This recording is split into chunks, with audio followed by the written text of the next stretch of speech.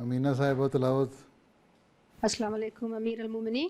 یہ تینوں کو اکٹھا بٹھایا ہوا ہے, سوشل ڈسٹینس کو نہیں رکھا ہوا. حضور یہ ماں بیٹیاں ہیں تو گورنمنٹ کی ہدایت کے باعث یہ بیٹھ سکتی ہیں اکٹھی. ان کے اچھا قانون کے مطابق بیٹھ سکتی ہیں. چلو ٹھیک ہے, دے دو پھر. السلام علیکم امیر المومنین. وعلیکم السلام ورحمۃ اللہ وبرکاتہ. شروع کر دو.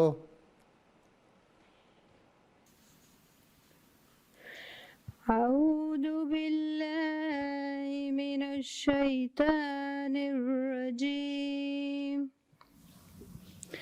بسم اللہ الرحمن الرحیم. ما أصاب من مصیبت الا بإذن اللہ ومن يؤمن بالله يهد قلبه والله بكل شيء عليم.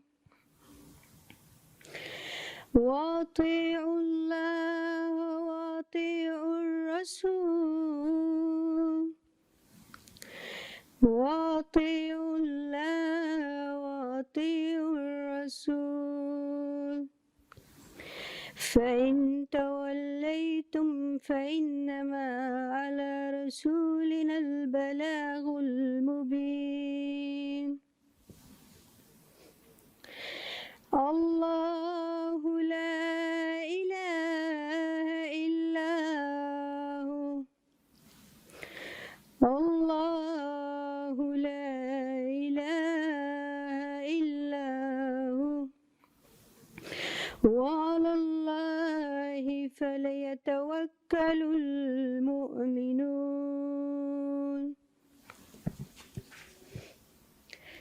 ترجمہ. In de naam van Allah, de barmhartige, de genadevolle. Er gebeurt geen ongelukken zonder toelating van Allah. En wie in Allah gelooft, hij leidt zijn hart en Allah heeft kennis van al dingen. Gehoorzaam dus aan Allah en gehoorzaam de boodschapper. Maar indien gij u afwendt, dan berust op zijn boodschapper alleen de boodschap duidelijk over te brengen. Allah, er is geen God dan hij. Laat de gelovigen daarom in Allah hun vertrouwen stellen. Jazakallah. جزاک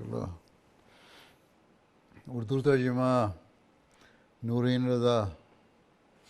السلام علیکم ورحمۃ اللہ. پیارے حضور، آپ سورہ تغابن کی آیت 12 تا 14 جو ابھی آپ کے سامنے تلاوت کی گئی ہیں، ان کا ترجمہ بیان فرمودہ حضرت مرزا طاہر احمد خلیفۃ المسیح رابع رحمہ اللہ تعالی پیش خدمت ہے. اللہ کے نام کے ساتھ جو بے انتہا رحم کرنے والا، بن مانگے دینے والا اور بار بار رحم کرنے والا ہے.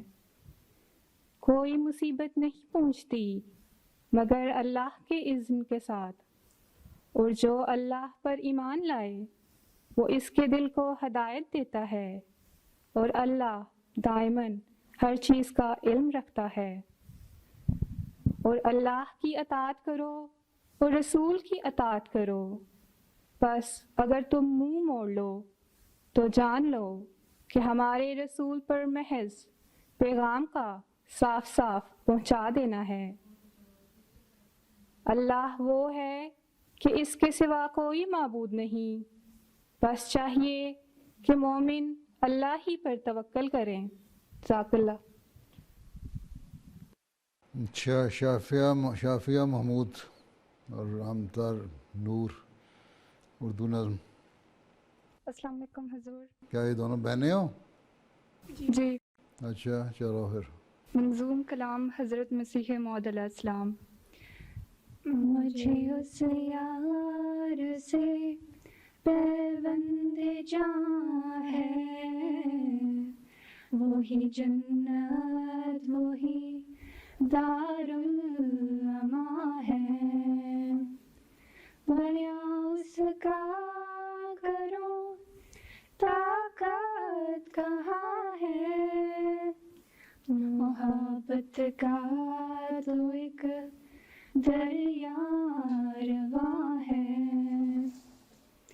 یہ کیا احسان ہے تیرے میرے ہادی، فسبحان الذی اخذ الأعادی، فسبحان الذی اخذ الأعادی، تیری نعمت کی کچھ قلت نہیں ہے، کہیں اس سے کوئی صاحب نہیں ہے، شمار فضل اور رحمت نہیں ہے، مجھے اب شکر کی طاقت نہیں ہے، یہ کیا احسان ہے تیرے میرے ہادی،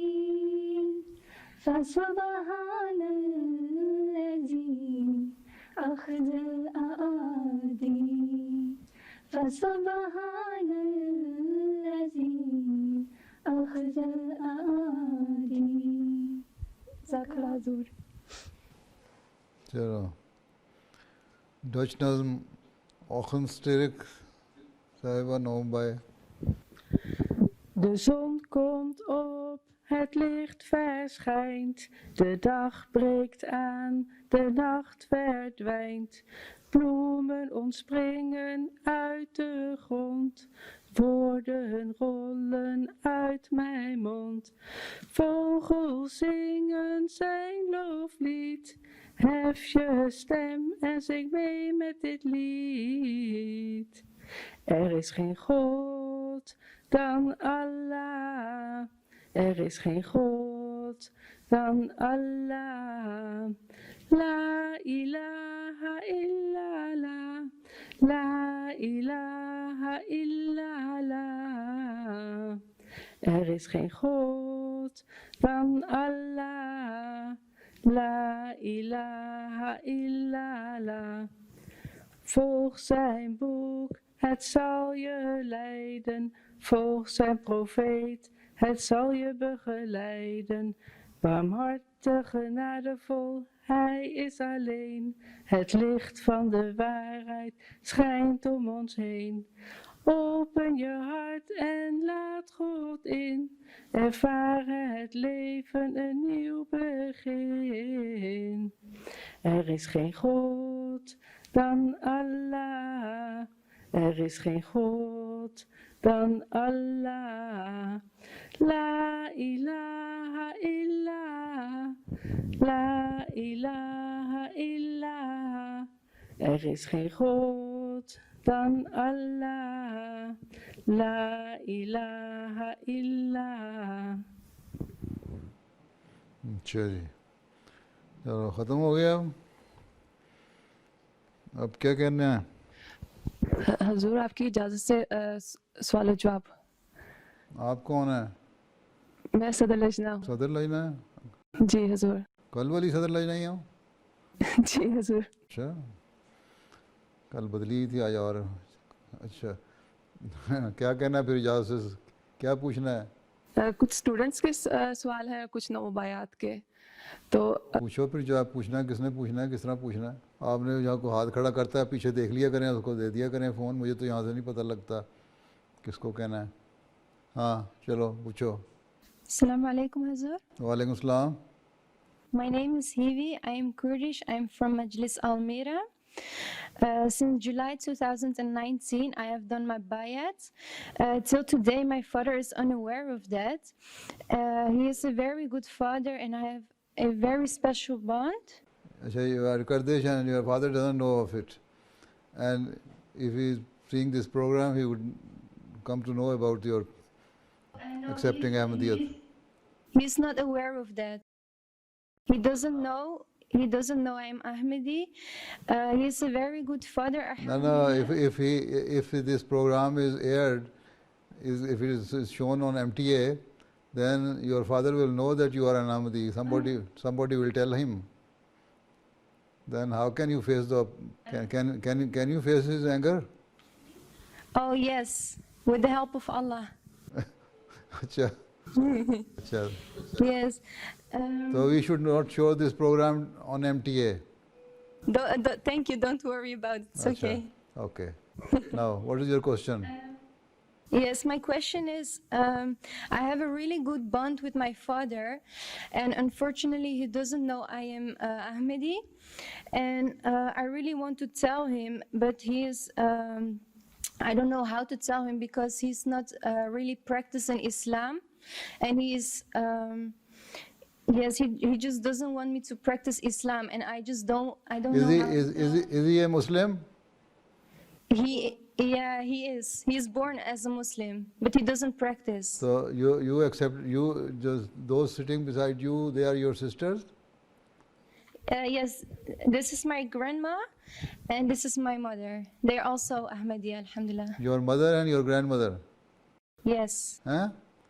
And even your father doesn't know of you, about your mother's accepting Ahmadiyyat? Yes, he does about my mother, but he doesn't know about me. Acha. And he knows that your grandmother is an Ahmadi? Yes, alhamdulillah, yeah. So then what do you want from me? I just want your advice, like when is the right time to You tell see, if you are a practicing Muslim, you are offering daily prayers 5 times, you are doing reading Quran Kareem, you are doing Tilawat Quran Kareem daily, and there is some significant change in your behavior towards religious practices, then he would know that there is some change in you. He will ask you that what is the change. Then you can tell him that there are so many of my friends are Ahmadis and I am very much impressed by the teaching of Ahmadiyyat, and this is because of that I am trying to change myself.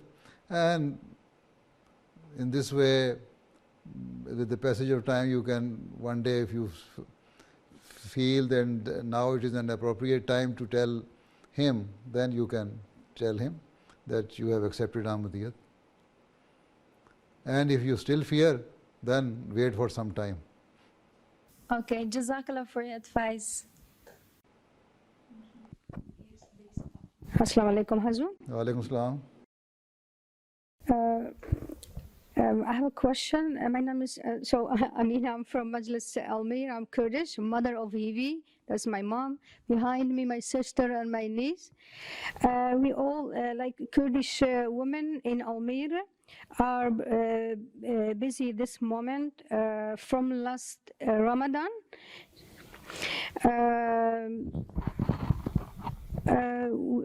So we are busy with online tabligh, alhamdulillah.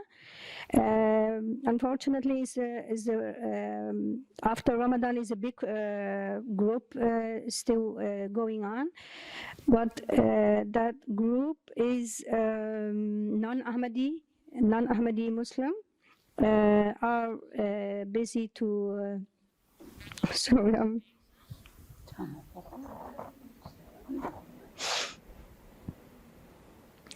Acha, then what do they say? हजूर मैं उर्दू में इनका सवाल कर देती हूँ। ये कहती हैं कि हम रमज़ान से एक ऑनलाइन कुर्दी ग्रुप से में तबलीग कर रहे हैं। इस ग्रुप में बहुत प्रोसिक्यूशन हो रही है। इनके मुल्ला ने पाकिस्तान में पढ़ा हुआ है। तो ये आगे ये कह रही हैं कि हम शरीफ ओहदे साहिब से हेल्प ले रहे हैं। क्या हम इस कुर्दी ग्रुप में तबलीग करते रहें या नहीं, अगर वो ऑनेस्ट नहीं है? बात यह है कि वो तबलीग तो शक कर, अगर सिर्फ उसने बहस करनी है तो उसका फ़ायदा कोई नहीं है वक्त ज़ाया करने का। उससे बेहतर है कि कुछ बेहतर लोगों को अप्रोच करें और उनको तबलीग करें जो सुनने वाले भी हों। और जिसने सिर्फ जो ढीठ है और जिसने बहस करनी है और इतराज़ पे इतराज़ करते रहना है और कोई سینس والی بات نہیں کرنی تو اس پہ وقت ضائع کرنے کی ضرورت کیا ہے؟ اگر تو وہ نیت اس کی نیک ہے، وہ سننا چاہتا ہے اور اپنے جو اس کا ہے اخلاق کے دائرے میں مورل کوڈز کے اندر رہنا چاہتا ہے، رہ کے بات کرتا ہے، پھر تو ٹھیک ہے، بات ہو سکتی ہے۔ اگر وہ غلط قسم کی باتیں کرتا ہے پھر چھوڑیں اس کو، اور کوئی اور لوگ دیکھیں جو شریفانہ طور پہ بات کر سکیں، دلیل سے بات کریں، اور اپنی دلیل دیں اپنی بات کے لیے اور ہماری دلیل سنیں، پھر اس کا پوری طرح انصاف کے ساتھ انالیسس کریں، پھر دیکھیں کون سچ ہے کون جھوٹ ہے۔ ٹھیک ہے، سمجھ آئی؟ جی وہ کہہ رہی ہے سمجھ آ گئی ہے۔ ترجمہ ہو رہا تھا میری بات کا، ہی اردو کہاں سے آ گئی؟ ہاں جی ساتھ ساتھ ترجمہ ہو رہا ہے حضور۔ اچھا جی اچھا، ہاں جی۔ میرا نام رویت نور کمپیر ہے، اور میرا سوال ہے کہ آپ کے والدین کی کون سی نصیحت آپ کے لیے سب سے مفید ثابت ہوئی ہے؟ یہی کہ کبھی جھوٹ نہیں بولنا۔ جزاک اللہ۔ اور السلام علیکم حضور، میرا نام غزالہ مظفر ہے، اور میرا سوال یہ ہے کہ آج کل سوشل میڈیا پہ یہ نیوز پھیلا ہے کہ بڑے کلودنگ برانڈس کرونا کی وجہ سے اپنے کلودنگ فیکٹری کے ورکرز جو بنگلہ دیش، پاکستان، کمبوڈیا وغیرہ میں رہتے ہیں ان کو بہت کم یا بالکل بھی نہیں پے کرتے ہیں، تو اکثر لوگ یہ کہتے ہیں کہ ہم انہیں بوائکاٹ کریں، تو حضور آپ کا اس بارے میں کیا پوائنٹ آف ویو ہے؟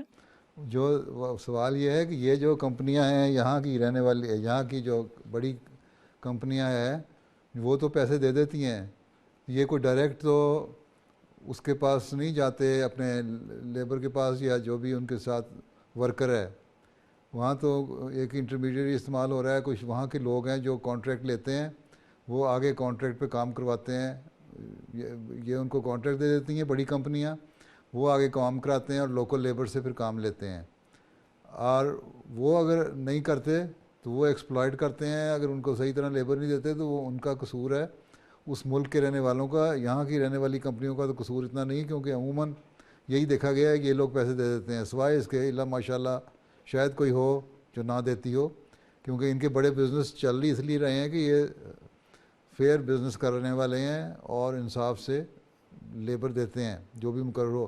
یہ اور بات ہے کہ تھوڑی لیبر دیتے ہیں، اور یہ اور بات ہے کہ وہ کام بنگلہ دیش سے یا سری لنکا سے یا ان ملکوں سے کرواتے ہی اس لیے ہیں کہ یہاں تھوڑی لیبر پہ کام ہو جائے گا، یا انڈیا سے یا پاکستان سے یا کسی بھی اور غریب ملک سے، لیکن جو بھی لیبر ان کی مقرر ہوتی ہے وہ دے دیتے ہیں، وہ ان کے آگے جو سب کانٹریکٹر ہوتے ہیں نا، آگے جنہوں نے آگے دیا ہوتا ہے کانٹریکٹ جن کو، اور پھر آگے وہ لیبر سے کام لیتے ہیں، وہ اصل میں چیٹ کر رہے ہوتے ہیں۔ تو اس بائیک آؤٹ کرنے سے کیا فائدہ؟ جو تھوڑی بہت ان کی آمدنی ہے وہ بھی ان کے ہاتھ سے جاتی رہے گی، باقی وہاں کا جو ملک کا قانون ہے، یہ تو بنگلہ دیش کا قانون یا جو اسی ملک میں بھی یہ غلط کام ہو رہا ہے اس کو قانون، وہاں کا قانون ہے، ان کو چاہیے نا کہ اپنی لیبر کا خیال رکھیں، اور جو بیچ میں ایسے لوگ ہیں ان کو صحیح ان کا حق دلوائیں، ان کا رائٹ دلوائیں۔ ٹھیک ہے، ٹھیک ہے، جزاک اللہ۔ اور السلام علیکم پیارے حضور، میرا نام عائشہ زبیر ہے، اور میرا سوال ہے کہ قرآن پاک میں اللہ تعالیٰ نے مومن مردوں کو اہل کتاب عورتوں سے نکاح کا حلال قرار دیا ہے، کیا آج کل کے زمانے میں ایسا کرنا مناسب ہے؟ بات یہ ہے کہ اہل کتاب سے تو شادی کر سکتے ہیں، ساتھ ہی اللہ تعالیٰ نے یہ بھی کہا ہے کہ تم مشرک سے شادی نہ کرو۔ تو آج کل جو اہل کتاب ہیں وہ عیسیٰ کو خدا ماننے والے ہیں اکثر، تو وہ اہل کتاب ہونے کے ساتھ ساتھ شرک بھی کرنے والے ہیں، تو اس لحاظ سے سوائے اس کے کہ ایک خدا پہ ایمان لانے والی ہو اور حضرت عیسیٰ کو فوت شدہ سمجھتے ہوں، بعض عیسائی سیکٹ ایسی ہیں تو پھر تو ٹھیک ہے، ادروائز تو یہ غلط ہو گیا۔ دوسرے یہ کہ قرآن شریف نے بعض جگہ انہی اہل کتاب کو اور کافروں کو ایک بریکٹ میں بھی رکھا ہے، اس لیے ہم کوشش یہی کرنی چاہیے کہ اوائڈ کیا جائے، اور جو لڑکے ہیں احمدی لڑکے وہ احمدی لڑکیوں سے شادی کریں اور احمدی لڑکیاں احمدی لڑکوں سے شادی کریں. لیکن اگر کہاں یہاں دیکھا جاتا ہے کہ بعض ایسی جگہ انوالو اس مومنٹ اس حد تک ہو جاتی ہے کہ جہاں برائی پھیلنے کا خطرہ ہو، وہاں بعض دفعہ اجازت بھی دے دی جاتی ہے شادی کرنے کی. تو اس برائی کو روکنے کے لیے دے گا، پھر دیکھا جاتا ہے کہ لیسر ایول کون سا ہے، کم گناہ کون سا ہے، اس کو اس کی طرف اس کی وجہ سے اس کو اجازت دے دی جاتی ہے.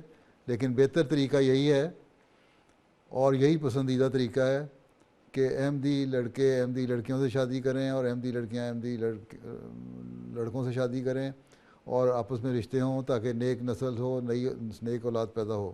نہیں تو بعض مسائل پیدا ہوتے ہیں.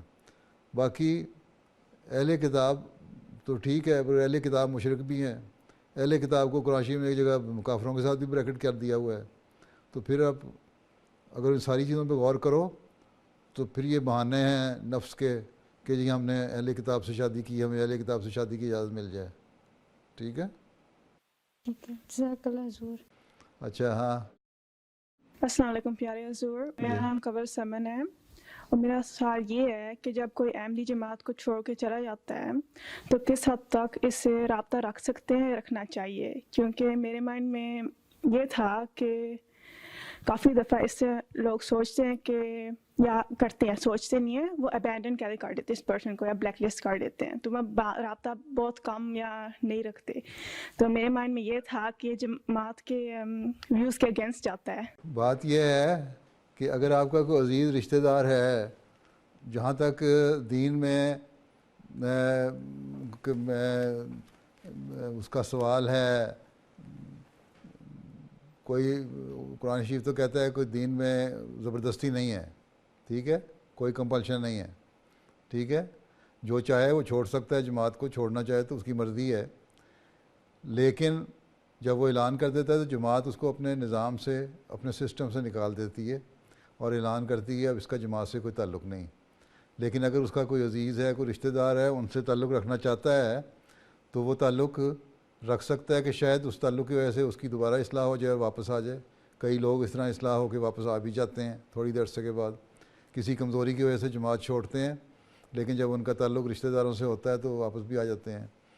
باقی اگر وہ جماعت کو چھوڑنے کے بعد جماعت کی مخالفت میں باتیں کرتا ہے، حضرت مسیح علیہ السلام کو گالیاں دیتا ہے، خلفاء کے متعلق غلط باتیں کرتا ہے، جماعت کے نظام کے متعلق غلط باتیں کرتا ہے، تو ایسے شخص سے کو ویسے ہی اوائڈ کرنا چاہیے کہ کیونکہ وہ پھر آپ کے دماغ کو بھی زہر آلود کرے گا، پلیوٹ کر دے گا، ٹھیک ہے، پوائزن کرے گا. اس لیے اس سے بچنا چاہیے. اب یہ کسی ایک بارے میں فیصلہ کہ ایک نہیں ہو سکتا، یہ دیکھنا پڑے گا کہ اس نے جماعت چھوڑ کے آیا وہ شریفانہ رنگ میں علیحدہ ہو کے زندگی گزار رہا ہے تو ٹھیک ہے، اس کے عزیز رشتہ دار اس کو تعلق اس کا رکھ سکتے ہیں. کئی لوگ ہیں جو جماعت چھوڑتے ہیں، اعلان کرتے ہیں اور پھر ان کے رشتہ داروں میں شادیاں ہوتی ہیں. لوگ مجھے لکھتے ہیں کہ اس نے جماعت چھوڑ دی تھی، جماعت نے اس کو نماز سے علیحدہ کر دیا، بلکہ بعض کا اخراج بھی ہوتا ہے. تو ہمارے یہاں شادی ہو رہی ہے، ہمارا قریبی رشتہ دار ہے، ہم اس کو بلا لیں. تو جب وہ مجھے لکھتے ہیں تو میں کہتا ہوں ہاں بلا لیں، اپنی شادی میں بلا لیں، اپنے فنکشن میں بلا لیں، کوئی حرج نہیں. لیکن ایک شخص جو ہے وہ جماعت کے خلاف بولے، غلط قسم کی باتیں کرے اور گالیاں بھی دے سارے نظام کو بھی، حضرت مسیح علیہ السلام کو بھی، اس کے ساتھ تعلق رکھنا ایک احمدی کی غیرت گوارا نہیں کرتی. اس لیے ایسے لوگوں کو سے ساتھ اگر تعلق نہیں رکھتے جماعت والے اور برا سمجھتے ہیں اور پرے ہٹ کے رہتے ہیں تو وہ ٹھیک کرتے ہیں. لیکن یہ جو نہیں اس قسم کا جو شریفانہ طور پہ رہ رہا ہے، زندگی گزار رہا ہے، اپنے مذہب چھوڑ دیا، اس کو نہیں پسند آیا، ٹھیک ہے، اس کے عزیز رشتہ داروں سے تعلق رکھ سکتے ہیں اور رکھتے ہیں، اور پھر بعض دفعہ ان کی اصلاح بھی ہو جاتی ہے. لیکن ہر ایک کا یہ اپنا اپنا معیار ہے. دوسرے کو ہم یہ نہیں زبردستی کہہ سکتے کہ تم ضرور اس سے تعلق رکھو کیونکہ میں بھی تعلق رکھ رہی ہوں. لیکن یہ بہرحال ہے کہ اگر کوئی کچھ بول نہیں رہا جماعت کے خلاف یا نظام کے خلاف یا مسیح علیہ السلام کے خلاف یا خلفاء کے خلاف، تو پھر ہمارے کسی احمدی کا یہ حق نہیں بنتا کہ اس کے خلاف بولے. ٹھیک ہے، جزاک اللہ حضور. ہاں جی. اور السلام علیکم وعلیکم السلام. حضور، میرا نام نورین ہے.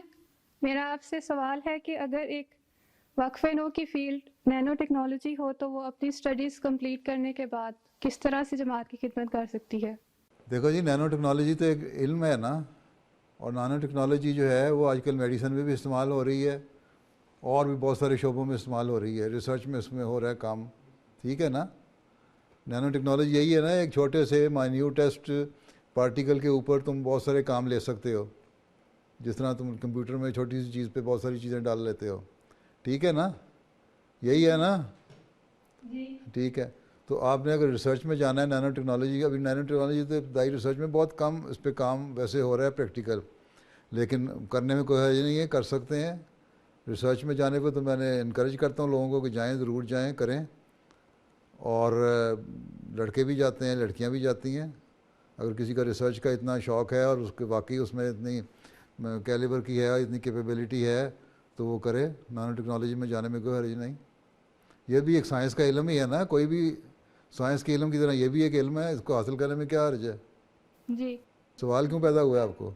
नहीं, लेकिन इसका जमात को क्या फ़ायदा होएगा अगर कोई वक्फ है? जमात जो है, एक इसका जमात को फ़ायदा ये है कि जमात का एक मकसद इंसानियत की खिदमत है ना, ठीक है, जमात का एक मकसद इंसानियत की खिदमत है ना, कि नहीं है जी? बस है। फिर तो जब इसका फ़ायदा ये होगा कि इससे इंसानियत की खिदमत होती है। एक डॉक्टर बनता है, वक्फे न है, उसको कह दिया जाता है कि तुम डॉक्टर बन जाओ और अभी जमात का अस्पताल में लगा नहीं, तो गवर्नमेंट के अस्पताल में काम करो, तो उसका जमात को क्या फ़ायदा होता है? इंसानियत को फ़ायदा होता है ना। ह्यूमैनिटी फ़र्स्ट का जो काम है वो जमात का एक ऑक्सिलरी किस्म का ही इदारा है ना, वो दुनिया में काम कर रहा है, उसको जमात को बराह रास्त तो कोई फ़ायदा नहीं है ना, इनडायरेक्ट फ़ायदा हो रहा है। जमात का तारुफ होता है, जमात का जो खिदमत का अल्लाह ताला ने जो काम दिया हुआ है इंसानियत की खिदमत का, एक हकीकी मुसलमान को वो इंसानियत की खिदमत कर रहे होते हैं। इसी तरह कोई भी काम जिससे इंसानियत को फ़ायदा हो, उसको यही समझें कि वो अल्लाह ताला का हुक्म है और जमात ने वो काम करना है, डायरेक्ट फ़ायदा हो या ना हो। सिर्फ अपनी जेब नहीं भरनी, हमने लोगों को फ़ायदा पहुंचाना है, मखलूक की खिदमत करना, ये इंसानियत का काम है। हम नारा लगाते हैं कि हज़रत मसीह अलैहिस्सलाम आए, दो काम थे उनके, एक ये कि बंदे को खुदा ताला से मिलाना और एक बंदे को बंदे के हक़ अदा करने वाला बनाना। अब ये तो नहीं लिखा हुआ कि बंदा सिर्फ अहमदी मुसलमान का हक़ अदा करेगा या फिर उसके बाद फिर मुसलमान का हक़ अदा करेगा और हिंदू का नहीं करेगा और ईसाई का नहीं करेगा और यहूदी का नहीं करेगा और बुद्धिस्ट का नहीं करेगा या ला मज़हब का नहीं करेगा। हर एक इंसान की खिदमत करना काम है और यही जमात का काम है और यही जमात का फ़ायदा है। इसी से तारुफ़ होता है। फिर लोग पूछते हैं कि अच्छा भाई तुम क्यों खिदमत कर रहे हो, बताओ भाई हमारा मज़हब ये कहता है। और जब इनडायरेक्टली मज़हब की बात होती है फिर उनको तवज्जो पैदा होती है मज़हब पे, और फिर इस तरह इनडायरेक्टली तबलीग के रास्ते खुलते हैं। तो जमात को फ़ायदा, अल्टीमेटली जमात को फ़ायदा होता है, लेकिन अगर बराह रास्त ना भी फ़ायदा हो तो इंसानियत की खिदमत का जो जज्बा है वो अल्लाह ताला का हुक्म है कि इंसानों की खिदमत करो, वो हमने करना है अल्लाह ताला को राज़ी करने के लिए। समझ आई जी? अच्छा, जज़ाकल्लाह। चलो फिर। अस्सलाम वालेकुम प्यारे हुजूर। वालेकुम सलाम। प्यारे हुजूर, सबसे पहले तो मैं तमाम मजलिस बिरिशा रहमान गुजरांवाला की तरफ से आपको अस्सलाम वालेकुम रहमतुल्लाह और दुआ के लिए भी कहना चाहती हूँ। वहाँ के हालात कुछ ठीक नहीं आजकल। कहाँ के? हुजूर ज़िला गुजरांवाला के। गुजरांवाला के, हाँ पता है मुझे। अच्छा, अल्लाह ताला फजल करे वहाँ के हालात पे। और उन सब की तरफ से अस्सलाम वालेकुम भी। गुजरांवाला से ज़्यादा बात और जगहों पे भी अब बढ़ गए हैं, उससे ज़्यादा बुरे हालात। जी जी हुजूर। अच्छा, ऐसे ही है। और हुजूर, मैं अपनी छोटी बहन की तरफ से जो पाकिस्तान में रहती है एक सवाल करना चाहती हूँ। हाँ, वो पूछना चाह रही थी कि जैसे आज हमें हजूर अनवर की शफ़क़त से कुछ हिस्सा मिल रहा है और मुख्तलिफ मुल्कों में वर्चुअल क्लासेस हो रही हैं, तो क्या ऐसा मुमकिन है कि पाकिस्तान में रहने वाले जो वाक़फ़ीन हैं वो भी इससे हिस्सा पा सकें? वो तो अपनी इंतज़ामिया से पूछें, मुझसे क्यों पूछते हैं? जी ठीक मैंने तो आपको नहीं कहा था, मैंने तो आपको भी नहीं कहा था। आपकी सदर साहब मेरे पीछे पड़ गई थी, मैंने कहा चलो मान लिया। ये तो उन पर डिपेंड करता है ना, हैं? जी बस उनसे पूछें। वहाँ के अगर हालात ऐसे हैं कि इकट्ठी हो सकती हैं किसी जगह, और वो वहाँ की निज़ाम जमात जो है वो कहता है कि हाँ कोई ख़तरा नहीं है हमें इस तरह इकट्ठे होने में और कोई हर्ज नहीं है और कोई इंतज़ाम भी हो सकता है, तो ठीक है, وہ انہوں نے فیصلہ کرنا ہے، وہ لوگ اپنا اپنا فیصلہ کر سکتے ہیں. یہاں تو آپ آزادی سے بیٹھی کر رہی ہیں نا، وہاں تو بہت ساری ریسٹرکشن لگ جائیں گی. آپ تو جمعے پہ تو آپ جا نہیں سکتی وہاں اکٹھی ایک جگہ ہیں، شورا آپ کر نہیں سکتی. آج کل اور بہت سارے مسائل، آپ گجرانوالے کی مثالیں دے رہی ہیں، وہاں راجن پور میں یہی حال ہے، ننکانہ صاحب میں یہ حال ہے، اب تو بڑے شہروں میں بھی یہی حال ہے اور چھوٹے گاؤں میں بھی یہ حال ہے. تو یہ تو حالات دیکھ کے فیصلہ ہوتا ہے کہ وہاں کر سکتی ہیں کہ نہیں، اور وہ حالات کے بارے میں صحیح معلومات وہاں کی انتظامیہ سے وہ رابطہ کریں، وہی بتا سکتے ہیں. وہ پھر مجھے لکھیں گے اپنے حالات کے مطابق، پھر میں فیصلہ کروں گا کہ کر سکتے ہیں کہ نہیں کر سکتے. ٹھیک جی حضور ٹھیک ہے، جزاک اللہ. ہاں. اور السلام علیکم حضور. وعلیکم السلام. جیسے کہ آپ کے علم میں ہے کچھ عرب ممالک نے اسرائیل کو تسلیم کر لیا ہے، اچھا، تو میرا سوال ہے کہ آپ کی نظر میں اس کے جو افیکٹس ہوں گے دنیا اور خصوصاً اسلامک کنٹریز کے لیے، یہ پازیٹیو یا نیگیٹو ہوں گے؟ سوال یہ ہے کہ جب نہیں کیا تھا آپ نے تسلیم تو اس وقت کون سا کمال کر لیا تھا؟ ٹھیک ہے. اور تسلیم کرنے کے بعد کون سا، جب نہیں تسلیم کیا تھا تب بھی اس کے زیر اثر انڈائریکٹلی اس کے زیر اثر آپ کام کرتے تھے. ٹھیک ہے، امریکہ کے تھرو. اور اب کر لیا ہے تو براہ راست بھی اور امریکہ کے تھرو بھی کام کر لیں گے. اس لیے دوسری بات ہے کہ اس سے بہت پہلے مصر نے تسلیم تو پہلے کیا ہوا تھا کافی سالوں سے. ٹھیک ہے، آج عرب کا شوق ہوا ہے تو مصر بھی تو عرب ملکوں میں شامل ہوتا ہے نا، تو اس نے تسلیم کیا ہوا تھا. بہت سال پہلے ترکی بھی بہت بڑا مسلمان ملک ہے، ترکی نے تسلیم کیا ہوا تھا. بلکہ ایک خبر کے مطابق تو ایران نے بھی کیا ہوا تھا. جب ٹریول تو صرف پاکستانی نہیں کر سکتے نا، پاکستانی زیادہ ریجڈ ہیں. اس کے علاوہ جو فلسطین ہے اس کا بھی آنا جانا ان کے ساتھ ہے. اس کا مطلب فلسطین اور اسرائیل اکٹھے ہیں، ان کے بارڈر کھلے ہیں، آپس میں آتے جاتے رہتے ہیں. اسرائیل میں کئی لاکھ جو ہیں وہ مسلمان عرب آباد ہیں وہاں، اور وہاں کی پارلیمنٹ میں بھی ہیں. وہاں کے لوگ دوسرے الزام تو لگاتے ہیں کہ احمدیوں پہ کہ احمدی فوج میں شامل ہیں. احمدی تو فوج میں کوئی نہیں شامل، ہاں شاید دوسرے عرب مسلمان شامل ہوں ہیں.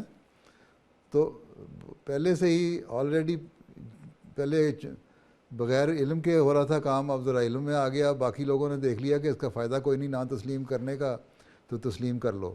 لیکن یہ بات ہے کہ اسرائیل اگر ظلم کرے گا تو اس کے ظلم کے بدلے میں اس سے زمین چھینی جائے گی. یہ اللہ تعالیٰ نے قرآن شریف میں لکھا ہے، 2 دفعہ واقعہ ہو چکا، تیسری دفعہ نہیں ہوگا. اور لیکن چھینی کسی جنگ سے نہیں جائے گی. تسلیم کریں نہ کریں، مسلمانوں کو اپنی حالت بہتر کرنی ہوگی. دعاؤں کے ذریعے سے اللہ تعالیٰ نے کہا ہے کہ دعاؤں کے ذریعے سے اللہ تعالیٰ کے آگے جھکنے سے، اپنی حالتوں کو بدلنے سے اللہ تعالیٰ اسرائیل پہ غلبہ دے گا. اور وہ کسی جنگ کے ذریعے سے نہیں اب ہوگا. اب مسلمان اگر اپنی حالتیں بدل لیں، اپنے آپ کو ٹھیک کر لیں، اللہ تعالیٰ سے تعلق پیدا کر لیں، تو وہ چاہے اسرائیل کو تسلیم کریں نہ کریں ان کے اوپر غلبہ آ جاتا ہے.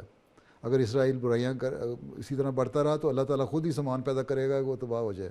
مسلمانوں نے کیا کر لینا ہے اس کو تسلیم کرنے یا نہ تسلیم کرنے سے؟ یہ تو ایک سیاسی ایشوز ہیں. ہاں احمدیوں کا کام ہے، اگر آپ دعا کے ذریعے سے، کیونکہ احمدی ہی ہے جو اگر حقیقی احمدی بن کے انقلاب لانا چاہتا ہے تو دعا کرے. تو اگر اسرائیل کے ظلم ہے تو ظلموں کو ختم کرنے کے لیے اللہ تعالیٰ یا ان کو عقل دے گا، ظلم ختم کریں گے، یا ان کے اوپر غلبہ دے گا اسلام اور احمدیت کو. تو یہ اصل چیز تو یہ ہے. باقی تو سیاسی ایشوز ہیں. پہلے تسلیم کرنے کے بغیر ان کی باتیں مانتے تھے، اب تسلیم کر کے ان کے ساتھ معاہدے کر لیں گے. کیا فرق، کیا زیادہ سے زیادہ یہ ہوگا نا کہ پہلے خاص ویزا لے کے اسرائیل جاتا تھا کوئی عرب ملک کا آدمی، جا پہلے بھی سکتا تھا. اب جو ہے وہ آسانی سے آپس میں سیاسی تعلقات قائم ہو گئے ہیں، اور حکومتی تعلقات قائم ہو جانے کی وجہ سے پاسپورٹوں کے ویزا وغیرہ ان کو آرام سے مل جائے گا، چلے جائیں گے. باقی پاکستان نہیں مانتا تو ان کو پوچھتا کون ہے؟ عرب ملکوں نے کر لیا. پہلے بھی ان کے تعلقات تھے، بلکہ کسی نے سوشل میڈیا پہ لکھا ہوا تھا کہ سعودی پریس نے کہا ہے کہ میری تو جو مجھے پڑھانے لکھانے والی جو عورت تھی، میری گورننس تھی جو میرے پہ مقرر تھی، وہ بھی یہودیہ تھی. تو جنہوں نے یہودیوں کے ساتھ ٹریننگ لی ہوئی ہے ان سے کیا فرق پڑتا ہے کس سے کیا کریں. اور وہ بلکہ ایک سوشل میڈیا پہ آ رہا تھا کہ مسلمانوں کو سعودی عرب سے اسرائیل کو ماننے سے اور اسرائیل کو تسلیم کرنے سے اور ان کے تعلقات بڑھانے سے اور ان کی ہمدردیاں جو ان کے دل میں ہیں وہ اس سے زیادہ ہیں جو بعض یہودیوں کے دل میں اسرائیل کے بارے میں ہیں. تو یہ تو سب سیاسی ایشو ہیں. سمجھ آئی؟ ہاں جی. مانے نہ یا مانے کچھ نہیں فرق پڑتا اس سے. پہلے نہ مان کے بھی کچھ نہیں کیا تھا, اب مان کے بھی کچھ نہیں ہونا. ٹھیک ہے؟ ہاں جی. جو ہونا ہے وہ دعا سے ہونا ہے, اور دعا احمدیت یہ اگر سچے طور پہ دعا کرے یا مسلمان اپنی اصلاح کر لیں اور حقیقت میں انصاف پسند ہو جائیں, اسلام پہ چلنے والے ہو جائیں. پھر اب اسلام پہ جب چلنے والے ہوں گے تو آن وسلم کی بات ماننے والے ہوں گے, اور جب آن حضرت صلی اللہ علیہ وسلم کی بات ماننے والے ہوں گے تو ان کے لیے اور کوئی رستہ اور نہیں سوائے اس کے کہ ہم یہ تو قبول کر لیں, اور پھر ہی وہ غلبہ ہے. اور وہ اس وقت تک ہے, اس وقت ہوگا جب اگر اسرائیل اپنے ظلم کر رہا ہے اور مسلمانوں پہ ظلموں کی وجہ سے پھر آگے بڑھتا چلا جا رہا ہے تو اللہ تعالیٰ خود ہی راستے بند کرے گا اس کے لیے اور ختم ہو جائے گا. اور اگر وہ اصلاح کرتا ہے اور اپنا حق ادا کرتا ہے تو یہودی ایک بستی ہے یا ایک ملک ہے وہ قائم رہے گا, وہاں بیٹھے رہیں گے وہ جب تک وہ انصاف کرتے رہیں گے. جب ظلم کریں گے پھر تباہ ہو جائیں گے. مجھے تو یہ پتہ ہے. جزاک اللہ. اور السلام علیکم. حضور میرا سوال تھا کہ قرآن مجید میں 7 آسمانوں کا ذکر ہے, تو اس سے کیا مراد ہے؟ اس سے مراد یہ ہے کہ آسمان کی بھی تو کئی لیئرز ہیں. آسمان کوئی سالڈ چیز تو ہے نہیں نا, ہیں مختلف گیسز کی لیئرز ہیں نا آسمان کے اوپر بھی. اسی طرح درجے ہیں. ایک تمثیلی میٹافور ہے, بنائی ہوئی تمثیل کے درجے ہیں جنت کے. اس میں پہلا آسمان, دوسرا آسمان, تیسرا آسمان, چوتھا آسمان, پانچواں, چھٹا, ساتواں. اسی طرح جنت کے درجے بنائے ہیں اللہ تعالیٰ نے, ایک تمثیلی رنگ پیش کیا کہ تاکہ تم لوگوں کو سمجھ آ جائے. باقی اوپر جاؤ گے تو فضا تو ایک فضا ہی ہے نا, ایک سے دوسرے سے دوسری لیئر نکلتے چلی جائے گی, لیکن وہاں مختلف گیسز کی لیئرز بھی ہیں. ٹھیک ہے؟ ٹھیک. کوئی سالڈ چیز تو نہیں نا آسمان ہے. آپ نے سائنس پڑھی ہوئی ہے؟ ہاں جی. پھر کیا ہے سائنس, کیا ہے نہ آسمان کیا ہے؟ آسمان تو ایک خلا ہے نا. ہاں جی. کیا کچھ ہے آسمان؟ گیسز ہیں نا. کتنی قسم کی گیسز ہیں؟ بہت. بس پھر وہی آسمان ہے. ٹھیک. جزاک اللہ. اور السلام علیکم پیارے حضور. وعلیکم السلام. میرا نام نمانہ افضل ملی ہے. میرا یہ سوال ہے کہ 2 الفاظ ہیں تدبیر اور تقدیر, ان دونوں میں کیا فرق ہے؟ فرق یہ ہے کہ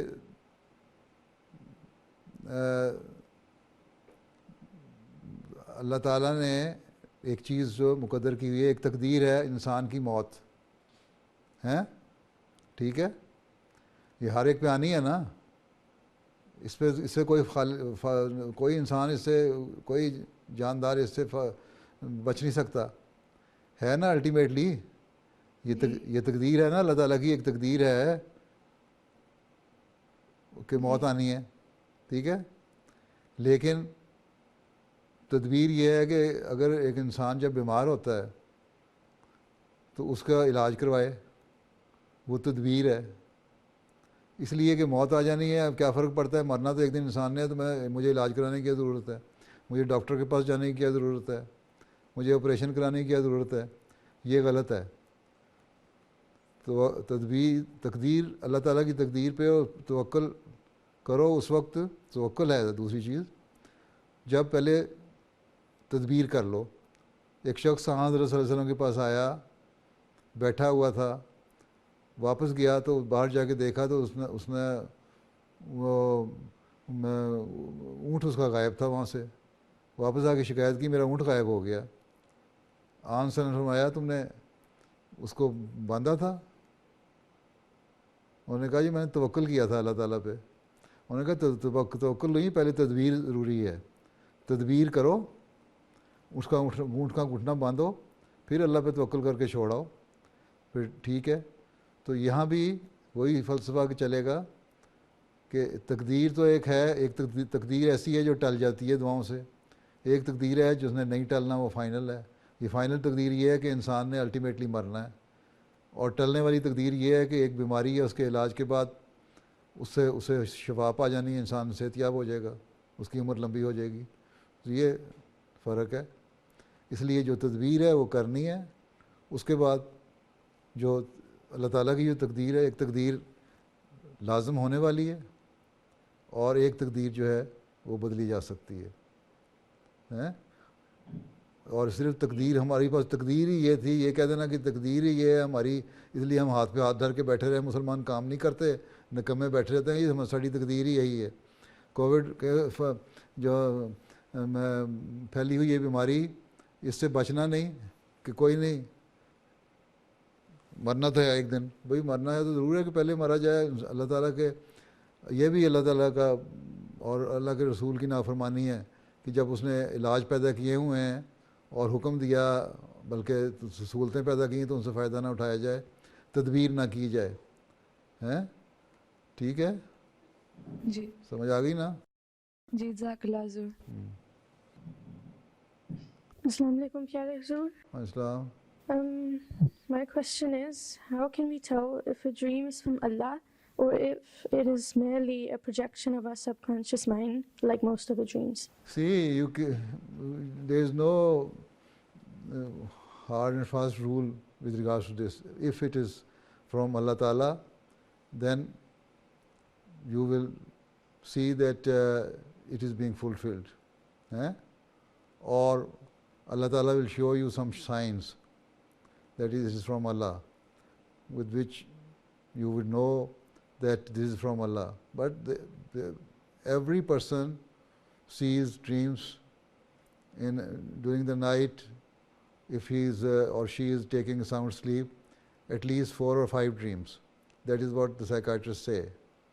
So every dream is not from Allah Ta'ala. There are so many dreams. Even those dreams who are going to be true and they are from Allah Ta'ala, there are some additional things in those dreams which are not the part of the dream, but they are extra things.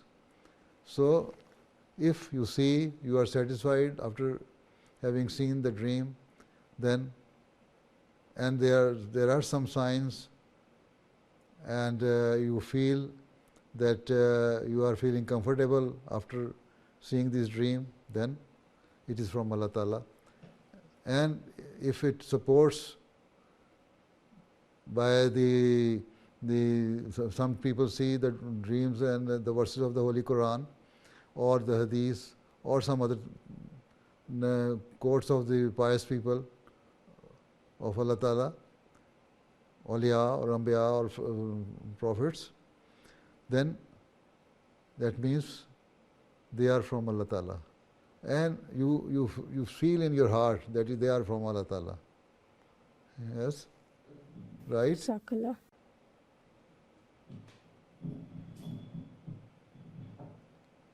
السلام علیکم حضور. السلام.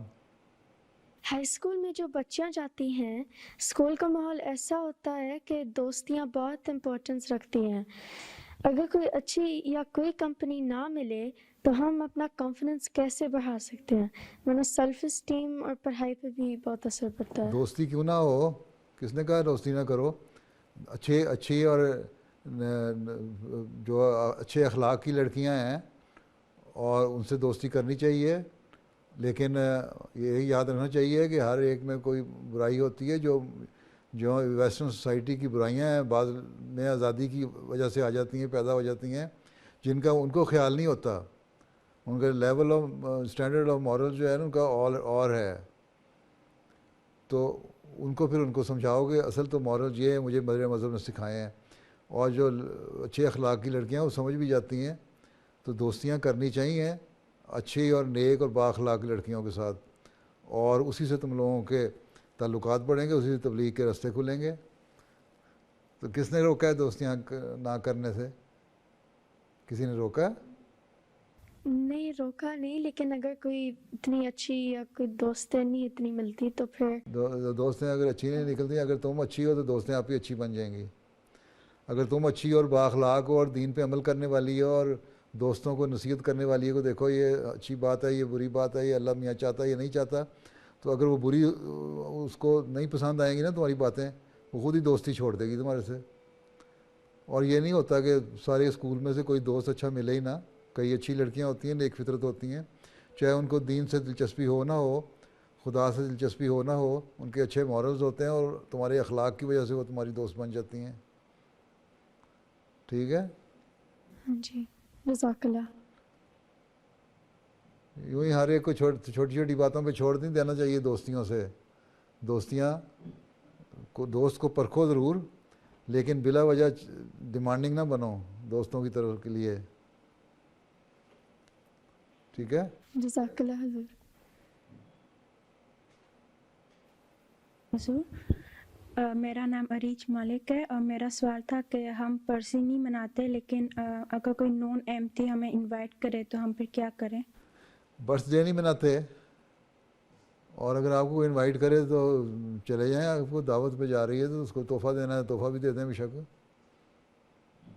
آپ نے اگر اپنی نہیں بنائی تو آپ نے اپنا نقصان ہی کیا ہے نا کہ تحفہ نہیں لیا. تحفہ دینے میں تو کوئی حرج نہیں ہے نا، تعلقات تو قائم رہیں گے نا آپ کے.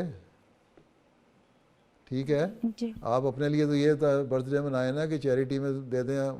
اگر آپ سے کوئی پوچھے تو آپ بتا سکتی ہیں، آپ کے بچوں کو اپنی ٹریننگ دیں، وہ بتا سکتے ہیں کہ ہم نفل پڑھتے ہیں، دعا کرتے ہیں، اپنی جو زندگی گزاری ہے اس کے لیے اللہ کا شکر ادا کرتے ہیں، اور آئندہ کے لیے اللہ تعالیٰ سے اس کے فضل مانگتے ہیں کہ اللہ تعالیٰ آئندہ کی زندگی جو ہے وہ بھی بہتر گزارنے کی توفیق دے، اور اس کے لیے صدقہ بھی دے دیتے ہیں. لیکن اگر بچے گھر میں بیٹھ کے، آپ کے بچے ہیں، اگر وہ چھوٹے بچے ہیں، گھر کہتے ہیں انہیں برتھ ڈے منانی ہے، گھر میں بیٹھے ہیں، اس نے کیک لے لیا ہے، تحفہ لے لیا، تو گھر میں بیٹھ کے کرنے میں کوئی حرج نہیں ہے. ہاں بڑے گیدرنگ کر کے لوگوں کو انوائٹ کرنا اور بلانا اور پھر توقع رکھنا کہ لوگ بھی ہمارے پاس آئیں اور ہمارے لیے تحفے لے کے آئیں، وہ چیز غلط ہے. لیکن اگر یہاں اس معاشرے میں بچے کہتے ہیں کہ ہم کیوں نہیں برتھ ڈے مناتے، تو کہنے ہیں اچھا بچوں گھر میں بیٹھ کے منا لو، تو تمہیں کیک بنا دیتی ہوں، کیک کھا لو، کوئی حرج نہیں. یا مٹھائی کوئی بنا کے کھا لو، یا اس کو بچے کو تحفہ دے دیا اور ساتھ اس کو یہ بھی کہہ دیا کہ دعا بھی کرو کہ اللہ تعالیٰ تمہیں اچھی زندگی دے، لمبی زندگی اور نیک بنائے. اور کچھ اس کے پیسے دیے کہ چھوٹے بچے بھی ہیں جن کو سمجھانا ہے آپ نے، تو 2-4 یورو دے دیا کہ جاؤ چیریٹی میں ڈال کے آؤ تاکہ اللہ تعالیٰ خوش ہو اور تمہیں آئندہ زندگی گزارنی پڑے. بجائے لینے کے دینے والے بنیں. لیکن اگر اور دوسرا اگر آپ کو کوئی بلاتا ہے تو چلے جائیں، کوئی حرج نہیں اس میں. ٹھیک ہے. جی جزاک اللہ. ہاں یہ کون سا کوئی ایسا حکم نہیں ہے کہ جو ضرور کوئی شریعت نے اس کو واضح طور پر منع کیا ہو. یہ ایک فضول خرچی ہے اور فضول قسم کی رسم ہے جس کو خلفاء بعض نے زور دیا کہ نہیں کرنا چاہیے، بعض نے صرف نظر کیا اس سے. تو میرا تو یہی اصول ہے کہ اگر گھر میں بچے بچے کر لیتے ہیں تو کوئی حرج نہیں ہے، لیکن باقاعدہ بڑے پیمانے پہ دعوت کرنا یہ غلط طریقہ ہے، فضول خرچیاں ہیں اور بدعات ہیں. لیکن اگر کوئی دوسرا بلاتا ہے تو چلے جائیں اور اس کو تحفہ بھی دیں، اس سے تعلقات بہتر ہوتے ہیں. ٹھیک ہے. جزاک اللہ. السلام علیکم پیارے بس حضور. یہ آخری سوال ہے، وقت ختم ہو گیا ہے. السلام علیکم پیارے حضور، میرا نام نائلہ طارق ہے اور میرا سوال یہ ہے کہ ٹرانسجینڈر ڈسکریمنیشن کے بارے میں اسلام ہمیں کیا حکم دیتا ہے؟